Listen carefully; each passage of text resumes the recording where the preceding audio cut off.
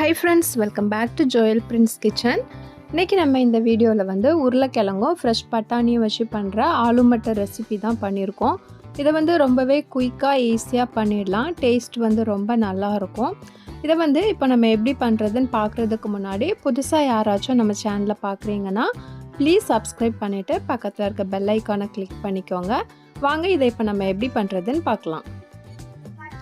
இப்போது ஆலு மட்டர் பண்ணுறதுக்காக நம்ம ஸ்டவ் ஆன் பண்ணிவிட்டு கடாய் வச்சுக்கலாம். இதில் வந்து 1 டேபிள் ஸ்பூன் அளவுக்கு எண்ணெய் சேர்த்துக்கோங்க.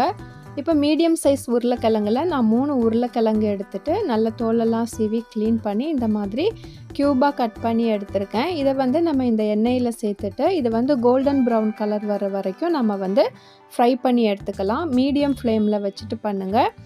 இது வந்து கரெக்டாக ஒரு 5 நிமிஷம் நம்மளுக்கு எடுக்கும். இந்த மாதிரி கோல்டன் ப்ரௌன் கலர் வந்ததும் நம்ம இதை வந்து வேறு ஒரு பிளேட்டுக்கு மாற்றிடலாம். இப்போது இதே கடாயிலேயே இன்னொரு டேபிள் ஸ்பூன் அளவுக்கு எண்ணெய் சேர்த்துக்கலாம். எண்ணெய் சேர்த்துட்டு இப்போ நம்ம இதோட ஒரு சின்ன துண்டு பட்டை, ஒரு 2 கிராம்பு, ஒரு ஏலக்காய், ஒரு பிரிஞ்சி இலை சேர்த்து பொரிய விட்டுடலாம். இப்போ மீடியம் சைஸ் வெங்காயத்தில் வந்து ஒரு வெங்காயத்தை நான் சின்னதாக கட் பண்ணி எடுத்திருக்கேன். இந்த வெங்காயத்தை நம்ம சேர்த்துட்டு வெங்காயம் வந்து நல்ல கண்ணாடி பதம் வர வரைக்கும் நம்ம வந்து இதை வதக்கி எடுத்துக்கலாம். இப்போ இதோட ஒரு 3/4 டேபிள் ஸ்பூன் அளவுக்கு இஞ்சி பூண்டு விழுது சேர்த்துக்கலாம்.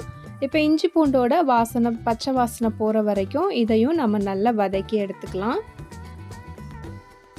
மீடியம் சைஸ் தக்காளியில் 2 தக்காளி எடுத்து இந்த மாதிரி நல்ல பேஸ்ட்டாக அரைச்சி எடுத்திருக்கேன். இப்போ இந்த தக்காளி விழுதை வந்து நம்ம இதில் சேர்த்துட்டு இதோட பச்சை வாசனை போகிற வரைக்கும் ஒரு 4 நிமிஷத்துக்கு நம்ம இதையும் நல்லா வதக்கி எடுத்துக்கலாம். இப்போ பார்த்தீங்கன்னா தக்காளி வந்து அதோட பச்சை வாசனை போயிட்டு இந்த அளவுக்கு கொஞ்சமாக சுருண்டு வரும். இப்போ இதோட நம்ம ஃப்ரை பண்ணி வச்சுருந்த உருளைக்கிழங்கை எடுத்து சேர்த்துக்கலாம். இது கூடவே 1 கப் அளவுக்கு நான் ஃப்ரெஷ் பட்டாணி எடுத்து வச்சுருக்கேன். இதையும் சேர்த்துட்டு நம்ம ஒரு வாட்டி நல்லா கலந்து விட்டுடலாம். உங்களுக்கு வந்து ஒருவேளை ஃப்ரெஷ் பட்டாணி கிடைக்கலன்னா நம்ம நார்மலாக காஞ்ச பட்டாணி இருக்கும், அதை வந்து ஒரு 8 மணி நேரத்துக்கு நல்லா ஊற வச்சுட்டு குக்கரில் வந்து வேக வச்சு நீங்கள் சேர்த்துக்கோங்க. இப்போ இதை நம்ம நல்லா கலந்து விட்டதுக்கு அப்புறமா இதோட மசாலா எல்லாமே ஆட் பண்ணிக்கலாம். 1/2 டேபிள் ஸ்பூன் அளவுக்கு நான் மிளகாய் தூள் சேர்த்துருக்கேன். இது வந்து காஷ்மீரி மிளகாய் தூள்ன்றதுனால நான் 1/2 டேபிள் ஸ்பூன் அளவுக்கு சேர்த்துருக்கேன். நீங்கள் நார்மல் மிளகாய் தூள் சேர்க்குறதா இருந்துச்சுன்னா 1 டேபிள் ஸ்பூன் அளவுக்கு சேர்த்துக்கோங்க. இது கூடவே 1 டேபிள் ஸ்பூன் அளவுக்கு தனியாத்தூள் சேர்த்துக்கலாம். 1/4 டேபிள் ஸ்பூன் மஞ்சள் தூள் சேர்த்துக்கலாம். 1/2 டேபிள் ஸ்பூன் அளவுக்கு ஜீரகத்தூள், 1/2 டேபிள் ஸ்பூன் கரம் மசாலா தூள் சேர்த்துட்டு இதை நம்ம ஒரு வாட்டி நல்லா கலந்து விட்டுடலாம். இந்த அளவுக்கு நம்ம நல்லா கலந்து விட்டதுக்கு அப்புறமா இந்த கிரேவிக்கு தேவையான தண்ணி வந்து நம்ம இதோட சேர்த்துடலாம். நான் வந்து கரெக்டாக 1.25 கப் அளவுக்கு தண்ணி சேர்த்துருக்கேன்.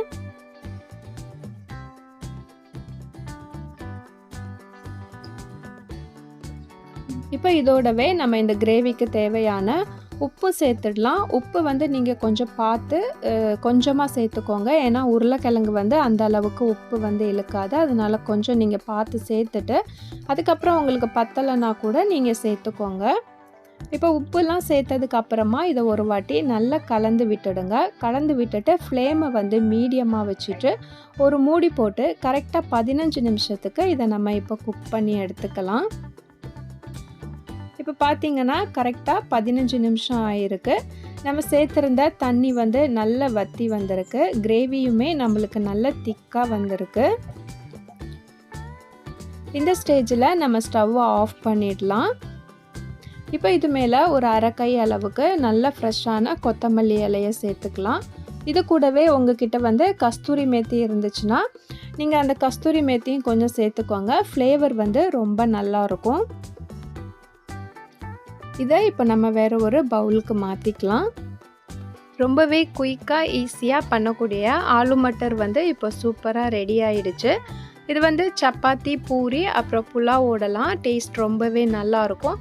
நம்ம நார்மலாக ஒரு ஜீரா புலாவ் பண்ணிட்டோன்னா இந்த ஆலு மட்டர் வச்சிட்டோன்னா நம்ம லஞ்ச் பாக்ஸ்க்கு கூட சூப்பராக பேக் பண்ணி எடுத்துகிட்டு போகலாம். டேஸ்ட் நல்லாயிருக்கும். கண்டிப்பாக நீங்களும் இதை ஒரு வாட்டி ட்ரை பண்ணி பார்த்துட்டு எப்படி வந்துச்சுன்னு கமெண்ட்டில் சொல்லுங்கள். வீடியோ உங்களுக்கு பிடிச்சிருக்குன்னு நினைக்கிறேன். வீடியோ பிடிச்சிருந்துச்சுன்னா லைக் பண்ணிவிட்டு ஷேர் பண்ணுங்கள். புதுசா யாராச்சும் நம்ம சேனலை பார்க்குறீங்கன்னா ப்ளீஸ் சப்ஸ்கிரைப் பண்ணிவிட்டு பக்கத்தில் இருக்க பெல் ஐக்கானை கிளிக் பண்ணி சப்போர்ட் பண்ணுங்கள்.